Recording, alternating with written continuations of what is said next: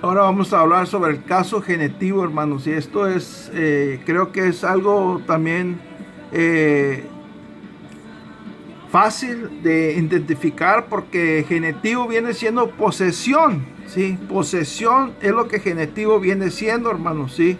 Y por ejemplo, si decimos aquí sus discípulos, ¿sí? Sus discípulos viene siendo genitivo, ¿sí? Porque es posesión de alguien, ¿sí? Y aquí vemos lo mismo, mi hijo, mi lo hace posesión, hijo, por eso cae en el genitivo, ¿sí? Y este sustantivo, por eso es en el caso genitivo, hermanos, porque es posesión, mi hijo. Aquí, la casa de Simón, ¿sí? ¿Quién es el dueño? Simón, ¿sí? Simón es el dueño de la casa, Simón cae en el caso genitivo porque es posesión de la casa de Simón, ¿sí? Y es lo mismo en el nombre de Jesucristo, ¿sí? Aquí podemos ver que en el nombre de Jesucristo, ¿sí? Jesucristo es en el caso genitivo por medio de la preposición de, cae en el caso genitivo, Jesucristo, ¿sí? Porque el nombre de que se está invocando es de Jesucristo, ¿sí? Por eso en el nombre de Jesucristo se está hablando del nombre. El dueño de este nombre es Jesucristo, ¿sí? Y por eso es posesión, por eso expresa posesión en el caso genitivo, ¿sí? Y aquí tenemos Hechos 16, 18, hermanos, que dice, y te mando en el nombre de Jesucristo que salgas, ¿sí? Aquí podemos ver que es posesión, ¿sí? Porque está hablando ¿sí? De Jesucristo, ¿sí? El nombre es de Jesucristo, no es de nadie más, sino que está hablando de Jesucristo, es el caso genitivo, ¿sí? Pero debemos de notar, hermanos, que la presión de enfrente de Jesucristo no hay preposición de en el texto griego. Y déjenles muestro. Aquí tenemos el mismo texto. Aquí tenemos Hechos 16, 18. Está en inglés y griego, ¿sí?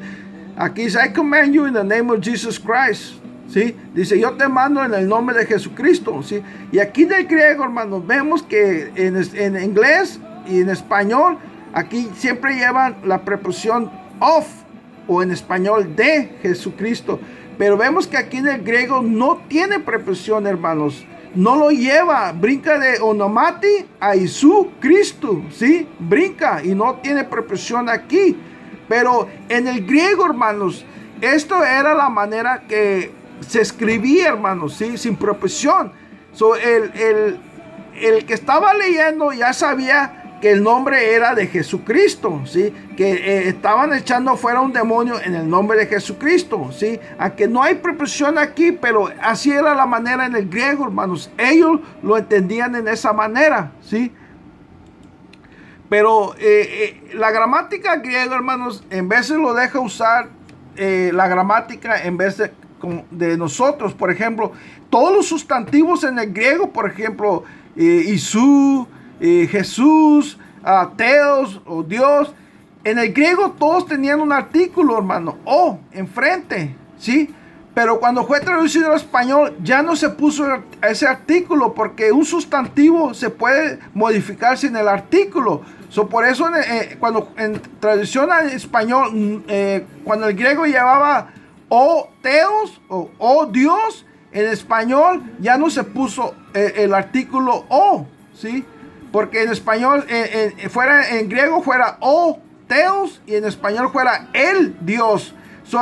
El artículo el Dios ya no se usó en español, pero en el griego sí se usaba, hermano, y todavía se sigue usando. Eso es algo que debemos de tener en cuenta, hermano, ¿sí? Aunque no tenga la preposición, también podemos usarla en español, ¿sí? Porque nos permite a nosotros la gramática, ¿sí? Porque si Lucas, el escritor de Hechos, el libro de los Hechos, si él quisiera decir en Jesucristo, si él quisiera en Jesucristo, entonces en Jesucristo cayera en el caso dautivo, ¿sí? Pero como es de Jesucristo, Sí, entonces cae en el caso genitivo. Eso es lo que lo divide de Jesucristo al caso genitivo en Jesucristo. Disculpe, de Jesucristo al caso genitivo en Jesucristo lo hace caso dautivo, hermanos. ¿Sí?